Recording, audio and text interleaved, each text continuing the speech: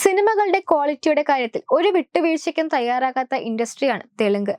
ഇതിനോടകം വൻ ജനശ്രദ്ധ പിടിച്ചു പറ്റിയ സിനിമകളുടെ ലിസ്റ്റ് എടുത്ത് നോക്കിയാൽ തന്നെ അക്കാര്യത്തിൽ വ്യക്തത വരും. അക്കൂട്ടത്തിലേക്ക് ഒരു പുത്തൻ സിനിമയും എത്തിയിരിക്കുകയാണ്. പ്രഭാസ് നായകനായി എത്തിയ കൽക്കി 2898 AD ആണ് ആ ചിത്രം. ജൂൺ 27-നാണ് ഈ ചിത്രം തിയേറ്ററുകളിലേക്ക് എത്തിയത്.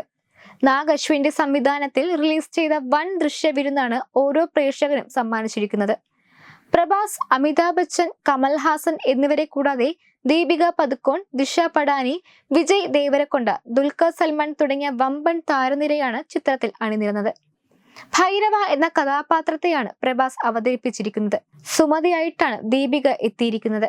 മറ്റു സുപ്രധാന കഥാപാത്രങ്ങളായ അശ്വത്ഥാമാവിനെ അമിതാഭ് ബച്ചനും, യാസ്കീനെ കമൽഹാസനും, ക്യാപ്റ്റനെ ദുൽഖർ സൽമാനും, റോക്സിയെ ദിഷ പടാനിയും അവതരിപ്പിച്ചു. കൽക്കി 2898 AD പ്രമേയം ഇതിഹാസ കാവ്യമായ മഹാഭാരത കാലത്ത് തുടങ്ങി 2898 AD നിൽക്കുന്നതാണ്. പ്രഭാസിന്റെ ശക്തമായ തിരിച്ചുവരവാണ് ചിത്രം. ഹോളിവുഡ് സ്റ്റൈലിലുള്ള പ്രഭാസിന്റെ ആക്ഷൻ റൊമാൻറ്റിക് രംഗങ്ങളാൽ സമ്പന്നമാണ് ചിത്രം. ഒപ്പം തന്നെ ക്ലൈമാക്സിനോടനുബന്ധിച്ച് ശരിക്കും ചിത്രത്തിലെ ഹീറോയായി പ്രഭാസ് പരിണമിക്കുന്നു. അതിനാൽ തന്നെ ചിത്രത്തിലെ രസകരമായ മുഹൂർത്തങ്ങളെല്ലാം കൊണ്ടുപോകുന്നത് പ്രഭാസാണ്. പ്രഭാസിന്റെ ശക്തമായ തിരിച്ചുവരവാണ് കൽക്കിയുടെ വിജയം സൂചിപ്പിക്കുന്നത്.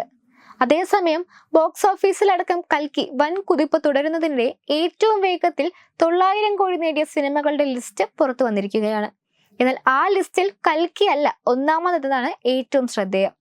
പകരം പ്രഭാസിന്റെ തന്നെ മറ്റൊരു ബ്രഹ്മാണ്ഡ ചിത്രമാണ്. SS രാജമൗലി സംവിധാനം ചെയ്ത ബാഹുബലി 2 ആണ് ആ ചിത്രം. വെറും 8 ദിവസം കൊണ്ടാണ് 900 കോടിയിലേറെ കളക്ഷൻ ചിത്രം സ്വന്തമാക്കിയത്.